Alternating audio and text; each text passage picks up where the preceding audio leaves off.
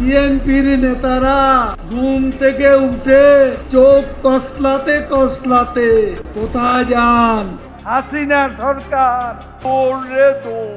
শেখ হাসিনার মুখের উপর একই বললেন ওবায়দুল কাদের, যে কথা শুনে একেবারে বোবা হয়ে গেলেন এক সময়ের দোর্দণ্ড প্রতাপশালী প্রধানমন্ত্রী। বললেন না একটিও কথা। হ্যাঁ দর্শক, ক্ষমতায় থাকতে যে ওবায়দুল কাদের নেত্রীর সামনে বিড়ালের মতো ম্যাও ম্যাও করতেন, ক্ষমতা হারিয়েই তিনি এখন শেখ হাসিনার ভুল ধরছেন। চরম অপমানেও কেন সেদিন একটি বাক্য খরচ করতে পারলেন না শেখ হাসিনা? ক্ষমতার মোহ মানুষকে কতটা অন্ধ করে দেয়, আর ক্ষমতা হারালে সেই মানুষগুলোর রূপ কিভাবে বদলে যায় তার এক জ্বলন্ত দৃষ্টান্ত এই ঘটনা। এক সময়ের সর্বে সর্বা যিনি কারো কথার তোয়াক্কা করতেন না, তিনি আজ নিজের দলের সাধারণ সম্পাদকের কড়া কথার সামনে পুরোপুরি নিশ্চুপ। বিশ্বাসঘাতকতা যারা করেছে তাদের রক্তে বিশ্বাস কোনোদিনও সফল। আপনি স্টেটসম্যানের পর্যায়ে চলে গেছে। দর্শক, আপনারা জানেন যে ছাত্র জনতার এক অভূতপূর্ব গণ অভ্যুত্থানের মুখে দেশ ছেড়ে সাবেক স্বৈরাচারী প্রধানমন্ত্রী শেখ হাসিনা এখন ভারতে পলাতক।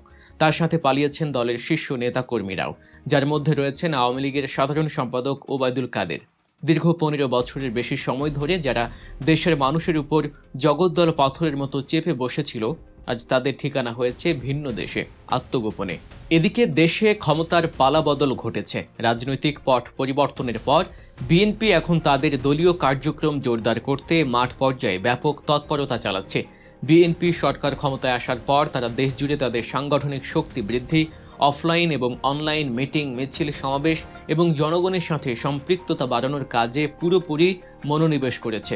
রাজপথ এখন তাদের দখলে।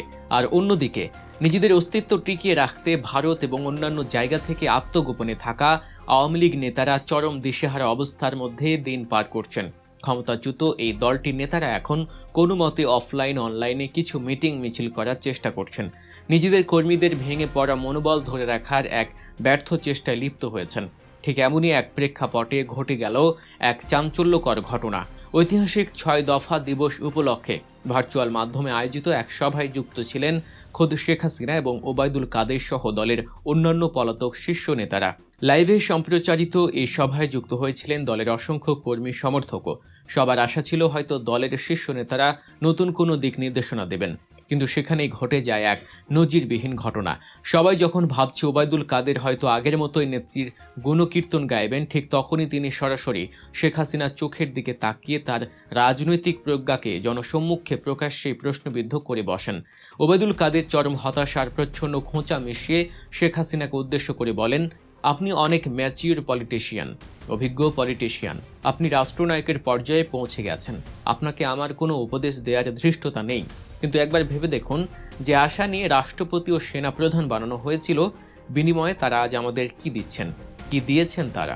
সবচেয়ে অবাক করা বিষয় হলো যে শেখ হাসিনা দলে কারো কথার এতটুকু তোয়াক্কা করতেন না, যার নেয়া সিদ্ধান্তের ন্যূনতম বিরোধিতা করার সাহস আওয়ামী লীগের কারও ছিল না। তিনি সেদিন এই চরম খোঁচা খেয়েও পাল্টা কোনো জবাব দেননি। কোথায় গেল তার সীমাহীন অহংকার আর দাপট? কোনো পাল্টা জবাব না দিয়ে অত্যন্ত সংক্ষিপ্ত একটি বক্তব্যের মাধ্যমে তিনি সেই সভা শেষ করেন। এই নীরবতা প্রমাণ করে যে তার একনায়কতান্ত্রিক সিদ্ধান্তগুলোই আজ দলের এই করুণ পরিণতির জন্য দায়ী, এবং তিনি বুঝতে পেরেছেন এখন আর ধমক দিয়ে বা চোখ রাঙিয়ে কাউকে থামানো যাবে না। বিশ্লেষকরা বলছেন এই একটি ঘটনা প্রমাণ করে যে আওয়ামী লীগের ভেতরে এখন কতটা দীর্ঘশ্বাস ও ক্ষোভ জমা হয়ে আছে। ক্ষমতায় থাকাকালে যে কথাগুলো ওবায়দুল কাদেরের বলার সাহস ছিল না, আজ সব হারিয়ে তিনি সেই ভুলগুলোই আঙুল দিয়ে দেখিয়ে দিচ্ছেন। যখন তারা ক্ষমতার মসনদে বসেছিলেন, তখন ক্ষমতার মোহ এবং অহংকার তাদের এতটাই গ্রাস করেছিল যে পরিণতির কথা তারা একবারও ভাবেননি। আজ ক্ষমতা নেই, তাই দলের ভেতরেই শুরু হয়েছে একে অপরকে দোষারোপ করার পালা। ওবায়দুল কাদেরের এই বক্তব্য শুধু একজন নেতার ব্যক্তিগত ক্ষোভ নয়, এটি পুরো আওয়ামী লীগের অভ্যন্তরীণ ভাঙন এবং নেতৃত্বের প্রতি আস্থার চরম সংকটের এক নগ্ন বহিঃপ্রকাশ। দলের একজন সাধারণ সম্পাদক যখন প্রকাশ্যে দলীয় প্রধানের এমন কড়া সমালোচনা করেন, তখন আর বুঝতে বাকি থাকে না যে তাদের রাজনৈতিক ভিত কতটা নড়বড়ে হয়ে গেছে। তবে ওবায়দুল কাদেরের এই কথার ভেতর দিয়ে বাংলাদেশের রাজনীতির এক ভয়ঙ্কর সত্য উন্মোচিত হয়েছে। তার কথা থেকে স্পষ্টভাবে বোঝা যাচ্ছে আওয়ামী লীগ সরকার রাষ্ট্রযন্ত্রকে নিজেদের প্রত্যেক সম্পত্তি মনে করত। একজন রাষ্ট্রপতি রাজনৈতিক দলের হতে পারেন, এটা মেনে নেওয়া যায়, কারণ তিনি রাজনৈতিক প্রক্রিয়ার মাধ্যমে রাষ্ট্রপতির আসনে বসেন। কিন্তু দেশের সেনাপ্রধান ওবায়দুল কাদেরের আক্ষেপ, তাদের পছন্দ মতো সেনাপ্রধান কেন তাদের দলকে বাঁচালো না। তিনি বোঝাতে চেয়েছেন যে আশা নিয়ে জেনারেল ওয়াকারুজ্জামানকে সেনাপ্রধান করা হয়েছিল, তিনি সেই প্রতিদান দেননি। এই কথাতেই প্রমাণ হয় যে স্বৈরাচারী আওয়ামী লীগ সরকার সেনাপ্রধানকেও দলের একজন ক্যাডার বা দলীয় কর্মী হিসেবেই ভেবেছিল। তারা ভেবেছিল পুলিশের মতো সেনাবাহিনীকেও তারা নিজেদের দলীয় লাঠিয়াল বাহিনী হিসেবে ব্যবহার করতে পারবে। অথচ একটি স্বাধীন দেশের সেনাবাহিনী বা সেনাপ্রধান কোনো দলের নয়, কোনো নির্দিষ্ট পার্টির নয়। তার দায়বদ্ধতা শুধুমাত্র দেশের সংবিধান এবং সাধারণ জনগণের প্রতি। সেনাবাহিনীর নিজস্ব সামরিক আইন ও শৃঙ্খলা আছে। তারা জনগণের পাহারাদার। রাষ্ট্রযন্ত্র এবং সামরিক বাহিনীকে নিজেদের পকেটের সংগঠন ভাবার এই যে চরম অধ্যত্ব, সেটি মূলত কাল হয়েছে আওয়ামী লীগের জন্য। তারা অহংকারে ভুলেই গিয়েছিল যে রাষ্ট্রের কিছু প্রতিষ্ঠানকে দলীয়করণের ঊর্ধ্বে রাখতে হয়। তারা ভেবেছিল সবাইকে কিনে নেওয়া যায়, সবাইকে দলীয় রঙে রাঙানো যায়।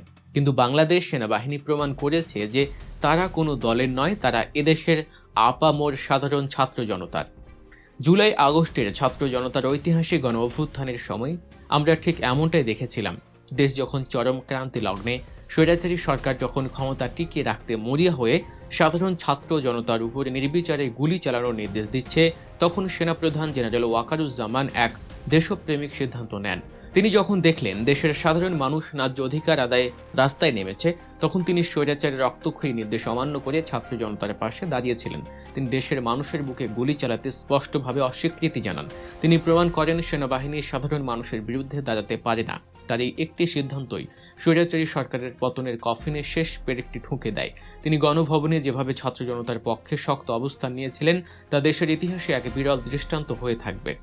আওয়ামী লীগ আজ সেনাপ্রধানের এই দেশপ্রেমিক সিদ্ধান্তকে বলছে চরম বেইমানি। কারণ তাদের আশা ছিল সেনাবাহিনীর সাধারণ মানুষের রক্ত ঝরিয়ে লাশের পাহাড় গড়ে হলেও হাসিনাকে ক্ষমতায় টিকিয়ে রাখবে। তাদের কাছে ক্ষমতাটাই ছিল মুখ্য। সাধারণ মানুষের জীবনের কোনো মূল্য তাদের কাছে ছিল না। কিন্তু সাধারণ জনগণ বলছে ঠিক উল্টো কথা। মানুষের মতে এমনই তো একজন সেনাপ্রধান দরকার, যিনি কোনো স্বৈরাচারের তোষামোদ না করে, কোনো দলের দালালি না করে দেশের ক্রান্তি লগ্নে জনগণের পাশে এসে ঢাল হয়ে দাঁড়াবেন। মানুষ মনে করে সেনাপ্রধান যদি সেদিন ছাত্র জনতার পাশে না দাঁড়াতেন, তাহলে দেশে এক ভয়াবহ গৃহযুদ্ধ শুরু হতে পারত, অগণিত মানুষের প্রাণহানি ঘটত। তিনি সঠিক সময়ে সঠিক সিদ্ধান্ত নিয়ে দেশকে রক্ষা করেছেন। ক্ষমতার মোহ মানুষকে কতটা অন্ধ করে দেয়, আর ক্ষমতা হাতছাড়া হলে মানুষ কতটা অসহায় হয়ে পড়ে, ওবায়দুল কাদেরের এই আক্ষেপ তারই জ্বলন্ত প্রমাণ। শেখ হাসিনা হয়তো ভেবেছিলেন আজীবন ক্ষমতায় থাকবেন, কিন্তু ছাত্র জনতার ঐক্যবদ্ধ শক্তি প্রমাণ করেছে জনগণের শক্তির কাছে কোনো স্বৈরাচার টিকতে পারে না। দর্শক, রাজনীতিতে চিরস্থায়ী বলে কিছু নেই। আজ যারা ক্ষমতায়, কাল তারা রাস্তায়। ওবায়দুল কাদেরের এই বক্তব্য, শেখ হাসিনার নিশ্চুপ থাকা এবং ছাত্র জনতার আন্দোলনে সেনাপ্রধানের ঐতিহাসিক ভূমিকা নিয়ে আপনাদের মতামত কি? আপনি কি মনে করেন ওবায়দুল কাদের দেরিতে হলেও সত্য উপলব্ধি করতে পেরেছেন এবং সেনাপ্রধান কি সঠিক সময়ে সঠিক সিদ্ধান্ত নিয়েছিলেন বলে আপনি মনে করেন? কমেন্ট করে জানিয়ে দিন আপনাদের ভাবনা। রাজনৈতিক খবরাখবর এবং এমন আরও চুলচেরা বিশ্লেষণ পেতে চ্যানেলটি সাবস্ক্রাইব করে বা পেজটি ফলো করে আমাদের সাথেই থাকুন। ভিডিওটি শেয়ার করে এই আলোচনা সর্বত্র ছড়িয়ে দিন। দেখা হচ্ছে পরবর্তী ভিডিওতে। ধন্যবাদ।